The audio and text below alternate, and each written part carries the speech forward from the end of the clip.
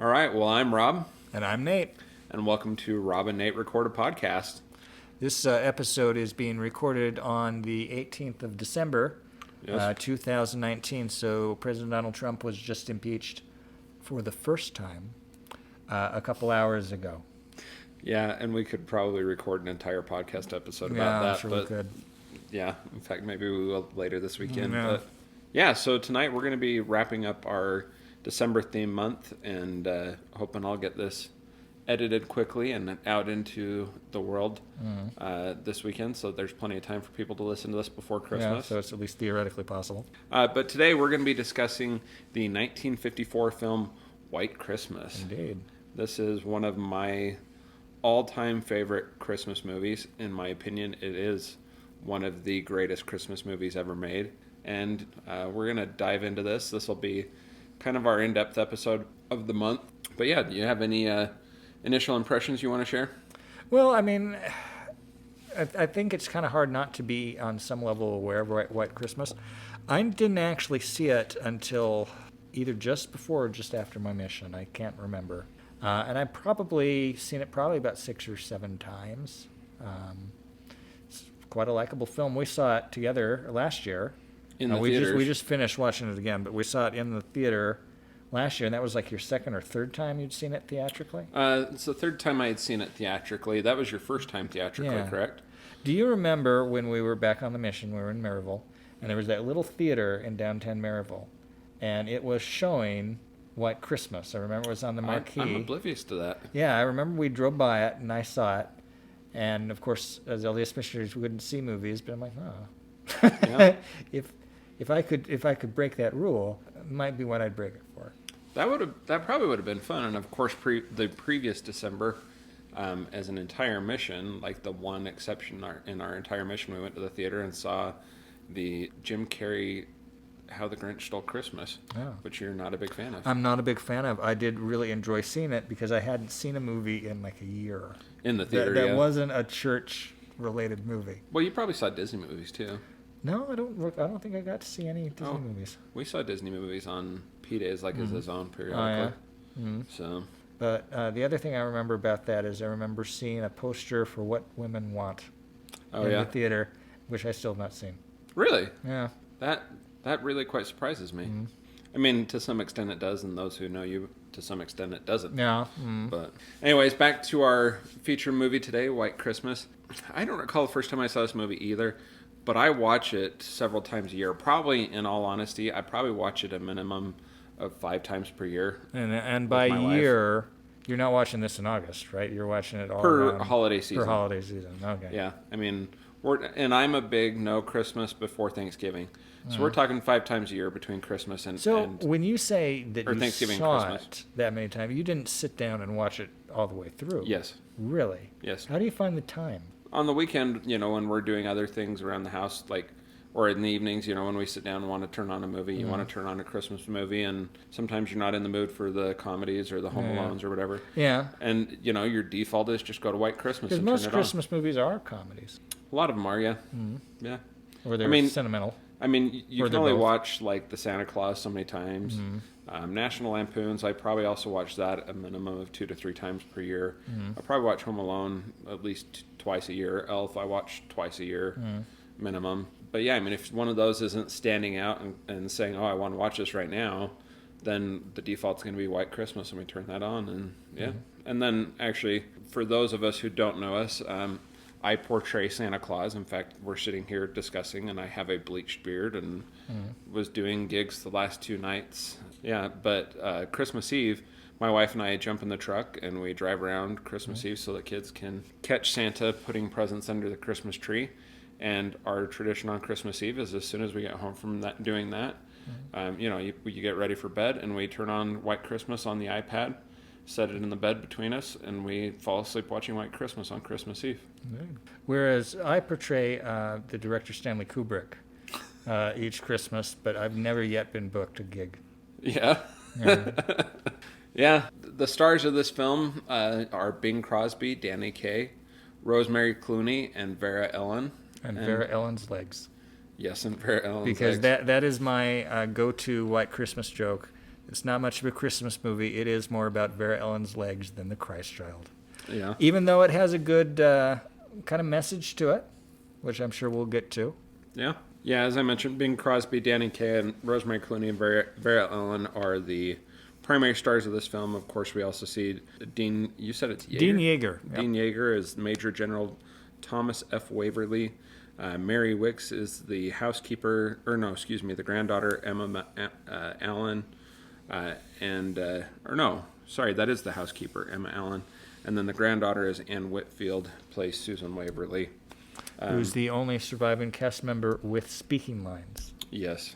Nate discovered there's one other who survived, but he had no speaking lines. Yeah, he's the dance partner for Vera Ellen, who was also in West Side Story. Solid cast. Of course, our principal actors and actresses are the only ones that you really need to know and to be familiar with in order to enjoy and follow along this movie. Do you recall any of your first impressions from the first time you saw this?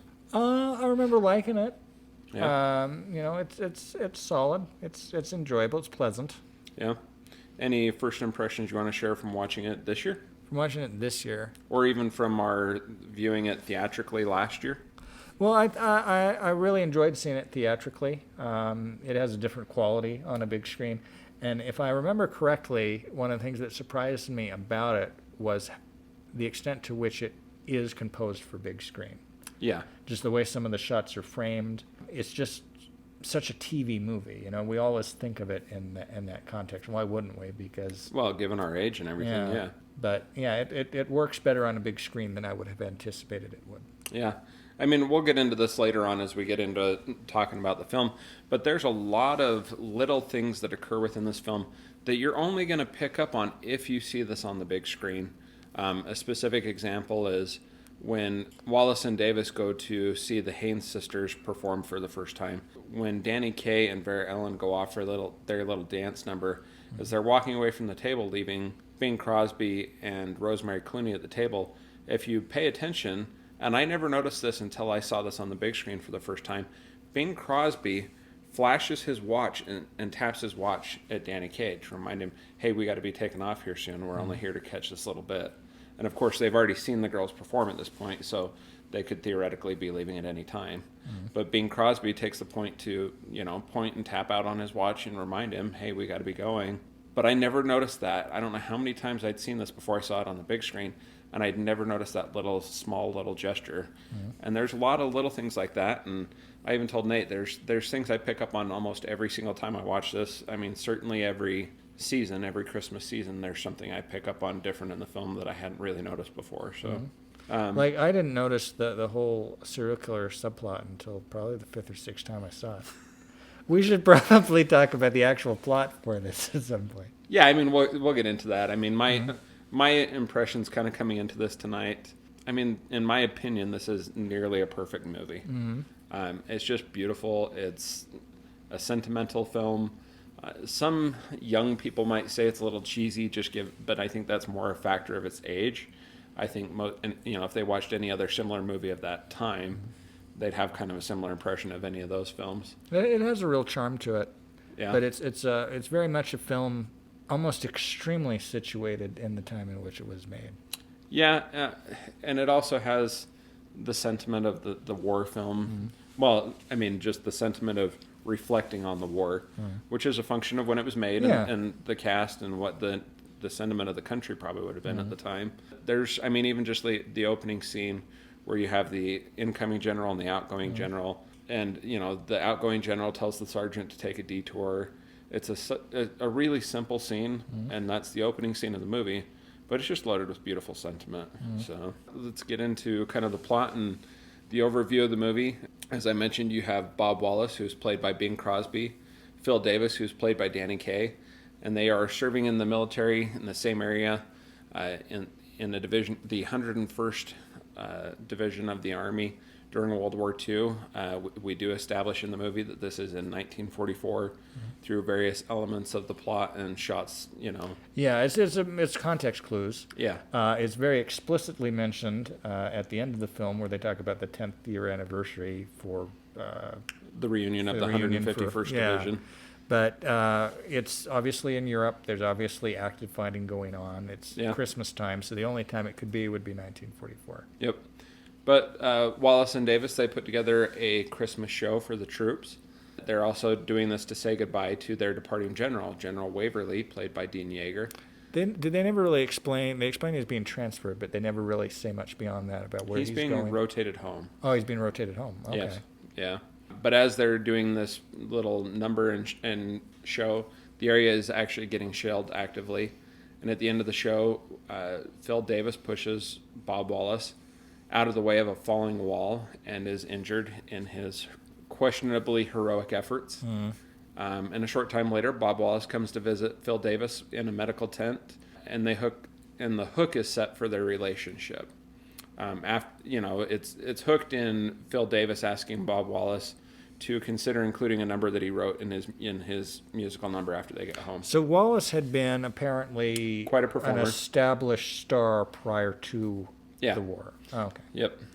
Well, because remember, there's a scene where Davis is talking to General Waverly, and he says, something along the lines of, "Well, if you were to see this show at home, you'd have to pay, so much to see the show." And so Davis propositions Wallace to include this number in it, and it's a duet, and Wallace makes a big deal about that. But Davis leverages his injured arm to convince Wallace to go along with it. And there's some funny shots there in that moment where, like Wallace taps his arm and Davis acts to be hurt, but then takes his arm out of the sling to shake his hand at the end. Yeah. Things like that. And so anyways, the war comes to an end, and Wallace and Davis have hooked up in the States and are performing together, and they're quite successful. In fact, they have become so successful that Davis is now complaining that he doesn't have time to basically go on dates. So he wants Wallace to find a relationship, and that's a plot set up. Because Wallace keeps him so busy, right? Yeah. So it's like he needs something. He needs a woman in his life so that he's not just concerned about work, and I have time to find a woman for my life. Well, kind of the reference he specifically makes is he says, you need to find a woman, you need to settle down, you need to have 9 children, and if you spend 5 minutes a day with each of them, I'll have 45 minutes to myself, and I'll have time to go get a massage. And things like that. And that 45-minute reference comes up several times throughout the movie. Yeah, as does the references to "I saved your life in the war." Is kind of his catch-all when he needs his moral trump card. Yeah. But anyways, as this little scene kind of comes to a close, Bob Wallace mentions that they have received a letter from a pal in the Army to go check out a sister act, but they make a reference to it being Benny Haynes and how ugly he is. In fact, Phil Davis at one point makes a comment of, how can anyone that ugly have the nerve to have sisters? And Wallace's reply is, very brave parents. And they've got a funny little visual gag related to this. Later on at the restaurant, Vera Ellen's character, Judy Haynes, pulls out a picture to show it to Wallace and Davis. And it is Carl Alfalfa Schweitzer? Yep. Who was Alfalfa in The Little Rascals. He also had another memorable kind of cameo role in a famous Christmas movie in It's Wonderful Life, where he plays the obnoxious twerp that is dancing with Donna Reed, boring Donna Reed, and Jimmy Stewart has to cut in. And then in Revenge, he's the one that flips the key to open the pool underneath the gymnasium dance floor. Yeah. Yep. Yeah. So, anyways, Wallace and Davis go to check out the sister act, who are Judy and Betty Haynes, portrayed by Vera Ellen and Rosemary Clooney, respectively. Wallace and Davis, as they arrive, can't help but notice how cute the sisters are. In fact, that scene's a pretty good scene, and then Wallace and Davis, of course, to buy the sisters time, perform their sisters number, which in reality was not a scripted scene. They were just goofing off on set one day and did that, and the director told one of the cameramen to run film. I mean, that's why you have the laughing that's in it. Apparently, Bing Crosby found Danny Kaye's antics so hilarious he couldn't keep a straight face.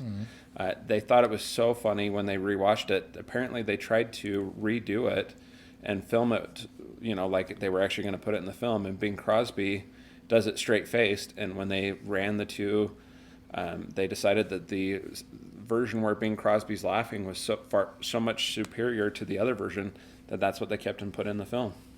So you mentioned very briefly the director, so I'm just going to do a little brief digression to talk about the director of this film, who is the Hungarian-born Michael Curtiz. He had a really very impressive career. He's not a director that has a very specific style, like a Hitchcock or even a Billy Wilder or Howard Hawks. He worked in all sorts of different genres, but he has many classics to his credit, including Casablanca, the 1938 version of Robin Hood, Mildred Pierce from 1945, which is the film that Joan Crawford won her Oscar for. He did Yankee Doodle Dandy, Captain Blood, Angels with Dirty Faces, The Seahawk, Dodge City, Charge of the Light Brigade, and many others. I was mentioning, and he even directed an Elvis movie or two. He directed King Creole, The Comancheros with John Wayne, Mystery at the Wax Museum, which was an early 30s horror film. Yeah, it's Dr. X, Virginia City, Flamingo Road, another Joan Crawford film. Yeah, This Is the Army, which has a similar story elements to this film. Yeah. But he also killed several people. Oh, yeah? Which I teased at earlier, not intentionally. So he was kind of a guy that you would bring in if a production was having some difficulties and you needed to salvage it. He was very efficient. And so back in the late 20s, they were making a Noah's Ark film, and they brought in Curtiz, and of course they had budget constraints and time constraints. This thing needed to get going. And they were going to film the scene where the floods come and start to flood the people. And Curtiz thought, they had like a signal about when they were going to release the water so everybody could be braced. But Curtiz thought, I think I'd get a better, more authentic reaction if we just released the water a little early, and a couple people drowned. Wow. That's terrible. Yeah. Well, lightening the mood. Yeah, back to the plot of the movie. So Wallace and Davis end up following the Haynes sisters to Vermont, where the sisters are booked for the holidays, and they arrive in Vermont to find that there's no snow and subsequently no customers to perform for. Mm-hmm. So when they get to the lodge, they are offered their half salary for canceling their gig and whatnot by the housekeeper. But soon they discover that the lodge is owned by the former General Waverly. Wallace and Davis decide. The general first says, no, we're honoring our commitment. We have a contract. You're going to do your job. They said, well, you don't have to do this. And he says, your first performance is tonight. Be there, I'll sue. Mm-hmm. And so. And then we should probably say a word or two about the general. It was Dean Yeager, who was about 50 years old when he played this part. You were mentioning that he was 6 months younger. Well, so he's set up as the old man in this film, but in reality, in real life, he's 6 months younger than Bing Crosby. So it's interesting that he played a general in this because 5 years earlier in the film 12 O'Clock High, he didn't play a general, but he played a military officer. He won the Best Supporting Actor Oscar for that performance. He was principally a stage actor, but he came to Hollywood to play Brigham Young in a 1940 or 41 film called Brigham Young Frontiersman. Ironically, many years later, I believe it was his second or third wife was LDS, and he ended up converting to the Mormon Church while married to her, and it led to the memorable headline of an article in the BYU Daily Universe, From Prophet to Convert. So anyways, Wallace and Davis discover that the general owns the lodge. They're discussing the predicament and the current situation, and they decide that they're going to bring their show to the lodge to rehearse, and then they eventually get the bright idea to do something nice for General Waverly, and decide to try and get at least part of their army unit back together for that 10th anniversary and surprise the general. Then through the mistaken interpretation of an overheard phone call, which is kind of a funny scene, and the housekeeper's talking about, she makes some comment about how any self-respecting housekeeper, has certain skills. And as any self-respecting housekeeper, I was listening on the other line. Yeah. But through her mistaken interpretation of an overheard phone call, she tells Betty that Wallace and Davis mean to turn General Waverly into a laughingstock and take advantage and use it as free advertising for their show. This is the necessary plot complication because everything's going too smooth. Yeah, so and it's going to chase off they Betty. need to make them earn the romance between Betty Bob and Wallace Bob. and Judy. Yeah, Haynes. Judy and Or Betty Haynes, sorry. Anyways, Judy and Haynes and Phil Davis have gotten it in their head that the reason that the romance between Wallace and Bob Wallace and Betty Haynes isn't working out is because Betty is too much of a mother hen to Judy, and that she's never going to settle down until Judy's engaged. Mm-hmm. So then, so they decide they're going to announce their engagement if necessary in order to further the romance between Bob Wallace and Betty Haynes. So then when they do eventually announce their engagement, Judy takes a job back in New York and departs without any real warning or advance notice to anyone. Yeah, and as a function of time, I mean, there's a scene there where Bob Wallace tracks her down in New York and is trying to mend the relationship. Is that place called the Carousel Club? Yes. And that's why they have all these carousel horses? Yes.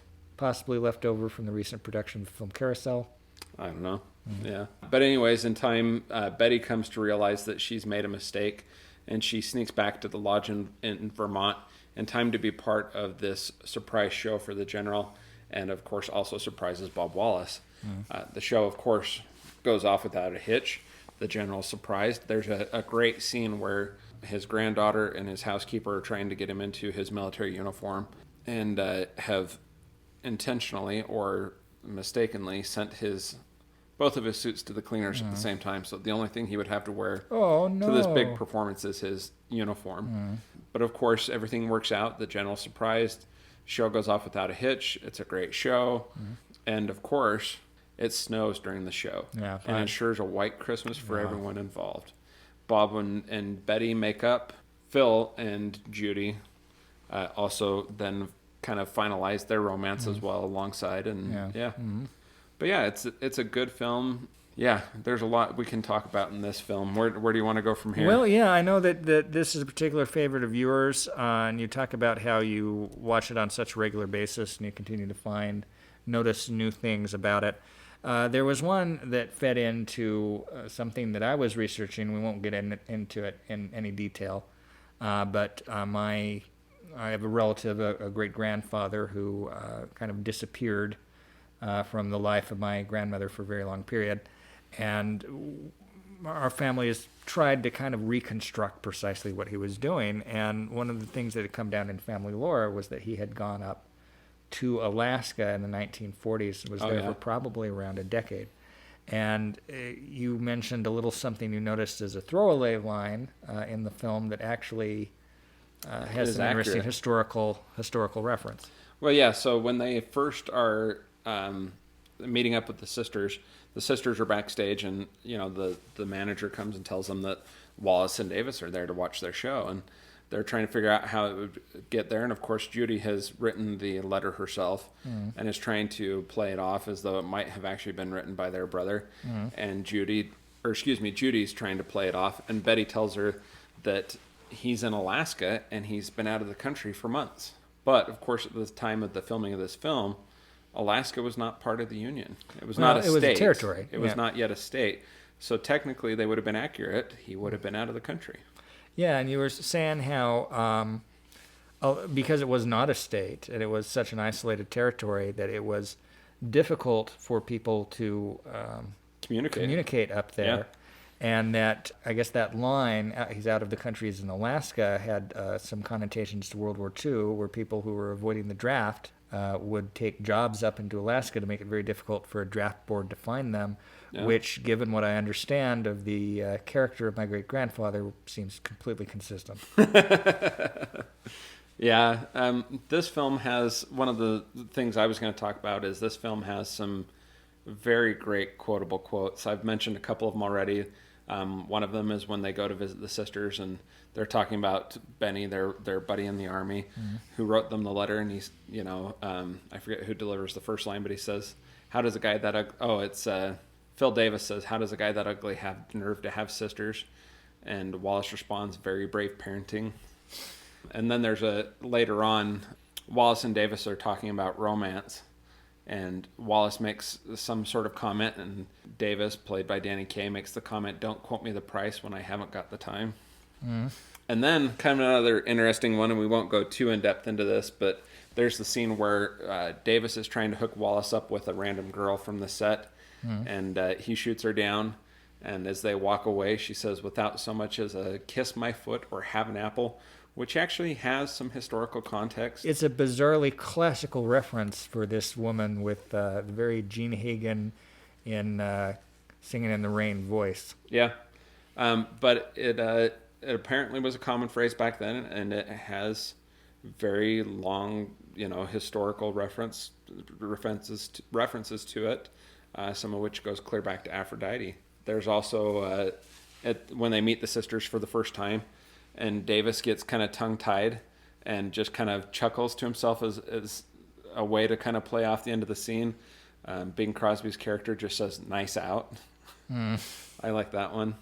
Reminds him he's pushing. And then there's the whole little thing where Wallace tells Betty, everybody's got an angle. Surely, everyone's got a bit of larceny in them. That's a good line. And then a common one that you hear throughout the movie is, "Let's just say we're doing it for an old pal in the army." And then one that comes up towards the end of the film, "Miss Haynes, if you're ever under a falling building and someone runs up and offers to save you, don't say a word, just spit in their eye." And that's Wallace making a reference to not being sure that Davis actually saved him and that it was worth all the hassle. Yeah. Mm-hmm. So Betty asks him, "What does that mean?" And this is in the train car, actually. Wallace says it means we're going to Vermont. They're talking about something that would be unique up in Vermont. And Wallace says, "Maybe we could dig up a Democrat." Yes. This is a joke that has not aged well. Yeah. And then there's Phil Davis at one point is talking to Judy. And they've just kissed, and he says, "In many ways, you're far superior to my Cocker Spaniel." There's a lot of great quotable lines in this movie. It's just, they're not super laugh out loud moments, but there's a lot of... There's a wit to it. Yeah. Oh, yeah. Great wit. And in fact, I love the... when they're rehearsing for the... it's for the minstrel show, but he does the Mr. Bones bit. Okay. With the joke about how do you stop a dog from biting you on Monday. Oh, yeah. And they say, "Oh, that's easy. You kill the dog on Sunday." And he says, "That's not how you stop a dog from biting you on Monday." And they said, "Well, how would you bring the thing about?" And he says, "That's easy. Have the doggy's teeth pulled out." Mm-hmm. I love that line. Yeah. Every time I see this movie, I love that. We were commenting earlier as we were watching it about the minstrel number and about how fortunate we are that they didn't do what a lot of minstrel numbers did, even in films. Even, I think, this late, there's no blackface in the minstrel number. Yeah, fortunately. Which, if there were, I don't know if this would be as universally accepted. It definitely would not be as universally accepted as it is. Yeah, now. It certainly would not have aged as well as it does, and would not be as popular as it is today. But yeah, I mean, this is just a classic Christmas film. Yeah. There's not much of anything to dislike. I don't know that I've ever met anyone who dislikes this film, or has very much that they can genuinely say negative about it. I would say that seeing it on the big screen certainly adds an element to it. You could say, if you wanted to criticize it, you could say that it's very simple, and not a lot happens in it, and it's kind of unsubstantial. That would be a criticism issued today. I don't think you would have made that if you were seeing this closer to when it was made. Because the sentimentality with the World War II context would have been... more powerful to audiences back then than it is now. It's kind of quaint now. Yeah. But it's resonant. It would have been more resonant then because a lot of these people, going to see this in the theater, they lost people in the war. Yeah. And it wasn't that long ago. Yep. And this film was kind of groundbreaking and historical in other ways. This was the first film ever released in VistaVision. And, there's some different sources will say different things about this, but multiple sources say this was the highest grossing film of 1954. Yeah, we looked online. We had saw two kind of contradictory. One said that was Rear Window. Yeah, was more successful, but the thing that I have seen more consistently is that this was the highest grossing film of the year by pretty good margin, and that the second runner-up was The Caine Mutiny, which I want to say made something like a third as much. Yeah. But it's interesting that, this was often referred to at the time as just a Christmas movie, but it's interesting that Just a Christmas Movie became one of the top films. Yeah. I mean, regardless, it clearly was one of the top films of the year, and that Just a Christmas Movie would have ended up being one of the top films of the year. Well, and then we'll kind of tie things briefly into VistaVision. So this is the 1954 television starting to take off. Bing Crosby could be seen on television. Danny Kaye could be seen on television. They did things there. But the VistaVision, the big screen, color, it's a different ratio than films used to be shot in. So it gave you a little something extra, kind of like, not so much now, but 10 or so years ago, the renewed 3D craze. Like, I'll go out and see it on 3D. The color in this film is quite nice. And obviously, I don't think any of it is actually filmed out of doors. It's all on sound stages. I think there was a few scenes filmed outdoors when they're outside the lodge, but I could be mistaken. Those might be a sound studio. It looks as a very sound-stagey film. I think that this is a little bit of reading between the lines, but that inn was an actual inn that was built for, well, it wasn't built for this movie, it was built for the 1942 film Holiday Inn, which is, of course, where the actual original introduction of the song White Christmas is.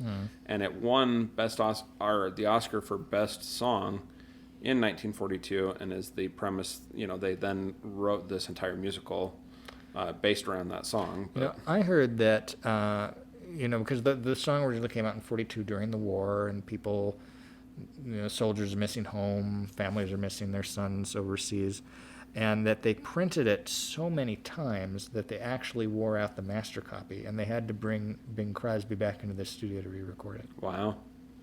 That's crazy.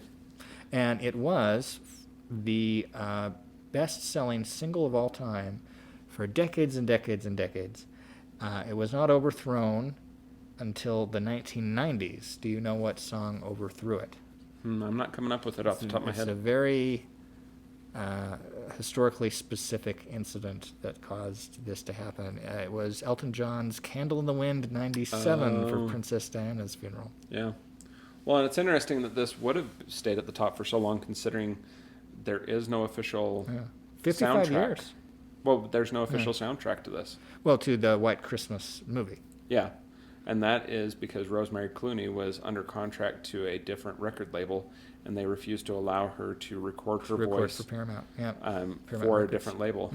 So on the quasi-official soundtrack, which isn't actually the official soundtrack, her part is sung by somebody else, which of course Vera Ellen isn't singing either, and you actually only hear her singing voice once in this entire film, and that's when they're getting off the train in Pine Tree, Vermont. Everything else that she supposedly sings in this film is dubbed over by somebody else. Yeah, it's a film where the caliber of the stars was not evenly matched. Bing Crosby was huge. Danny Kaye was big. Rosemary Clooney, of course, was principally a singer. She didn't have much of a film She career. took the film just so that she could work with Bing Crosby. Yeah. And then Vera Ellen had only about a decade where she was really making films. This was essentially her last real film for a number of years. Yeah. Yeah, there's all sorts of little tidbits about this film which are interesting, but probably not worth taking a significant amount of time in this episode to go over. But, that's interesting. You made a comment about not having blackface in it. The song I'd Rather See a Minstrel Show, that sequence points to the changing times in terms of Hollywood's sensitivity to racial norms. So Michael Curtiz directed a film called This Is the Army in 1943, which does have an awkward blackface number in it. Yeah, so they're talking about that in that song, and it says the set design, props, costuming, musical arrangement are all typical of the vintage minstrel shows, but the performers are not in blackface. This was progressive, as the 1942 Holiday Inn, which inspired this production, did feature a blackface number only 12 years earlier. So, yeah. I assume you've seen Holiday Inn? I've seen Holiday Inn. Has it been recently? I've only seen it once, and that was probably 10, 15 years ago. Yeah, that's one I don't watch necessarily every year, but I watch that semi-regularly, so. You were talking briefly about the casting and how this film, in its very subject matter and the fact that much of it is set at an inn around a holiday, could be seen as a spiritual sequel to Holiday Inn, even though it's not a direct sequel. And the original plan was to reteam Bing Crosby with Fred Astaire, but that didn't work out. Yeah, Fred Astaire was on a kind of temporary retirement. Mm-hmm. I'm trying to remember who else they were trying to cast before. Oh, here it is. They were trying to cast Donald O'Connor. Donald O'Connor to star opposite Bing Crosby. It was kind of hoped that it would be a reprise of his successful dance partnership with Vera Ellen from Call Me Madam. But in filming a previous movie called Francis Joins the Wax, O'Connor contracted a severe bout of what they are referring to as Q fever from his co-star and had to pull out, and Danny Kaye was a last-minute casting choice. I wonder if this film would be the lasting classic that it is without Danny Kaye in it. You know, I don't know how familiar you are with Donald O'Connor, but I could totally see him doing this. But you've seen Singing in the Rain, right? Yes. He's the number 2. He's Gene Kelly's number 2 in that film. A brief tangent on the Francis films. They were the progenitor of the Mr. Ed television series, only it was about a talking mule named Francis, who, at least for a period, was in the Army. I think Donald O'Connor made 1 or 2 of those, maybe more, and I think Mickey Rooney also starred in at least one. Yeah. But they were strangely successful, because I want to say there were 6 or 7 of them. Yeah. There's a couple other little tidbits. We talked a little bit earlier about the Alaska reference. There's things that if you view this film today, seem like they might not be entirely accurate, but when you actually analyze them in detail, they're pretty actually accurate. There's another reference towards the end of the film where the general tells Bob Wallace that he was waiting for a letter from the War Department, or tells him he was waiting for a letter, and Bob Wallace tells him that he has a letter from the War Department. People have tried to criticize that, saying the War Department didn't exist at that point in time, that it was disbanded shortly after World War II and became the Department of Defense. But at the same time, it makes sense because Bob Wallace never would have served under the Department of Defense once the war was over. He would have been discharged, and he only served under the War Department. And he also served in the Army, whose logo still to this day retains the War Department description in its logo. Kind of interesting little tidbits, but yeah. We mentioned that the general who's portrayed to be the old man is younger than Bing Crosby. Rosemary Clooney is supposed to be the older sister of the Haynes sisters, but in reality, she's yet 7 years younger than Vera Ellen. Yeah, it does not look that. Yeah. Kind of some interesting casting choices and ways that it works out and things like that, but yeah. Oh, one other kind of little funny moment. For the song, Gee, I wish I was back in the Army, there's a lyric, Jolson, Hope, and Benny all for free.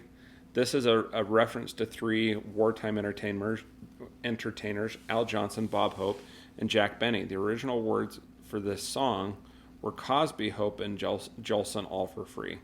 But the lyrics had to be changed because Bing Crosby was in the cast. It'd be too meta. Well, as they say in this note, that would have broken the fourth wall.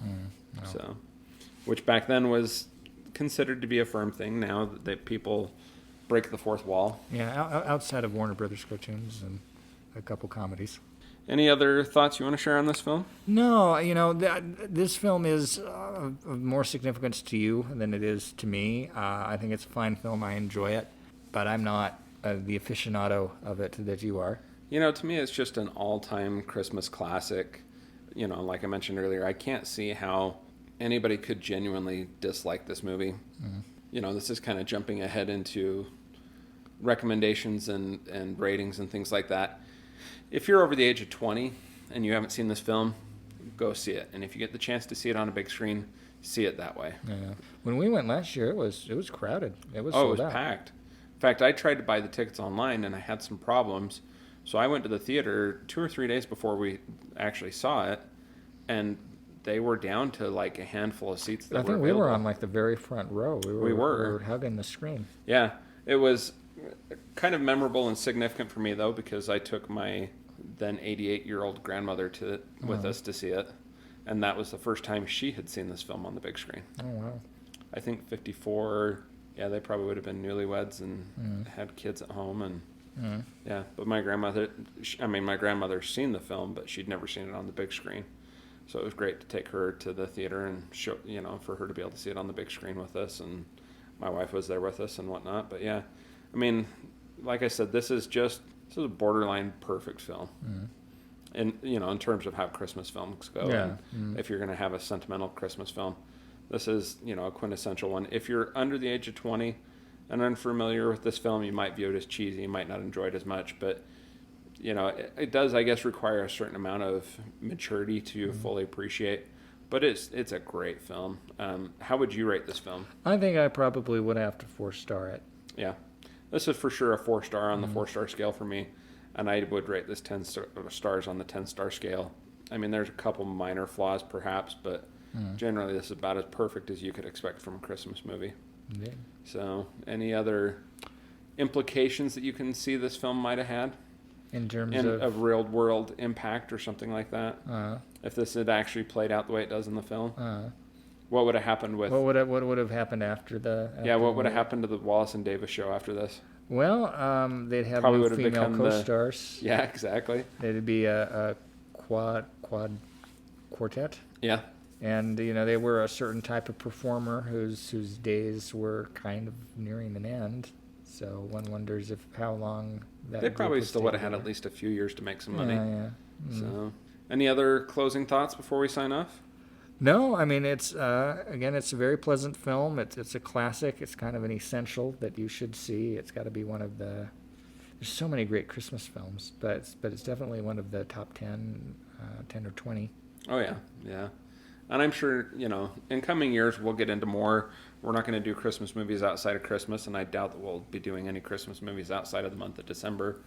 But I'm sure we'll be getting into some others in the future, like A Christmas Story. Unless we decide to Joyous do Noel. a bizarrely completist version of Preston Sturgis's film catalog and do Christmas in July. But I don't anticipate that being high on our list. Maybe we should do 1 week in July and make it Christmas in July. Christmas in July. Yeah, I don't know. We'd have to find something quite satirical to do at that point. If you're a regular listener to our show, we'll give you kind of a heads up for the month of January. January, it's looking as though we are going to make a Jackie Chan theme month. We are not going to be watching any of the Jackie Chan comedies. None of his movies co-starring Owen Wilson or Chris Tucker. We are going to stick strictly to the Jackie Chan martial arts films, which I have very limited experience with. Yeah, so it'll be interesting to expose Nate to some of that. Of course, we will be watching the classic Rumble in the Bronx. We're still kind of working out some of the others that we might watch. But yeah, we're going to be watching some of the classic Jackie Chan martial arts films. We're also trying to decide if we're going to end up taking advantage of the full 5 weeks in January, or if we're just going to do 4 weeks, 4 films in January of Jackie Chan. So some of that's still in flux and will work out, but if you're following along, maybe brush up on your Jackie Chan films, and you'll hear from us again in January. I'm Rob. And I'm Nate. And this is Rob and Nate Record a Podcast. So if you were a director, and you were a successful enough director that you could do pretty much whatever you want, what are some of the genres or movie types that would be on your bucket list, things you'd want to make sure you got to during the course of your career? I watch mostly dramas, so I assume I would make those. I would want to make like an Alfred Hitchcock-esque horror movie. Yeah. I think it would be fun to do a musical. I don't think I would have the skill set to do a musical. I think I'd do a musical, but I think I would construct it about how I'm not good at doing a musical. Like it would be like some kind of a meta musical that would be technically, it would be like La La Land is kind of a half-assed musical. Well, but I haven't seen La La Land. I need to see it still. Yeah. Go ahead. Oh, I was going to say definitely a Western. I would have to do at least one Western. See, the problem with that though is if I did a Western, then I'd want to do a spaghetti Western. Yeah, absolutely. Yeah. I think it's time to remake They Call Me Trinity. Yeah. That could be interesting. Yeah. I'm sure that'll sound great in a recording. Yeah. Are we just going to pick up from here in a moment? Sure. I mean, I can split this into a new track. No, we can Easter egg it. It's kind of a weird reverse throw Easter it at the egg. end. No, I could move it to the end. That could be a weird reverse Easter egg. No, I could move it to the end like a blooper reel. Okay, like a blooper reel. Okay. Or an outtake, or. And I'd also have to do a science fiction. I'm sure I'd do drama and comedy. Well, That's yeah, I'm sure what you'd do. Yeah, you would enjoy the science fiction part. And I would want to do a freaking musical biopic. They're all the same, but I'd want to do one. What would you do? I would freaking do Nelson Eddy. Now, and the reason why I would do Nelson Eddy is because my grandmother was a fanatical Nelson-Eddy fan. Yeah. So I would make the Nelson-Eddy musical biopic, and I would dedicate it to her. You know what you should do? Is a fictional musical biopic of John Wayne. A musical dad. I joked for the longest time that if I were a Broadway producer, I would want to do a Broadway musical about the life of Ayn Rand. Oh, wow. And the reason why is Ayn Rand was all about the individual, so the idea of people doing musical numbers in montage together and all synchronized is just funny to me. Yeah, but you could probably pull that off. Songs about selfishness, the virtues of selfishness. Yeah. Oh, man. All right, we ready to jump into this? Yeah. Let's give about 3 seconds of blank audio for me to... How many seconds of blank audio? Well, way to screw it up.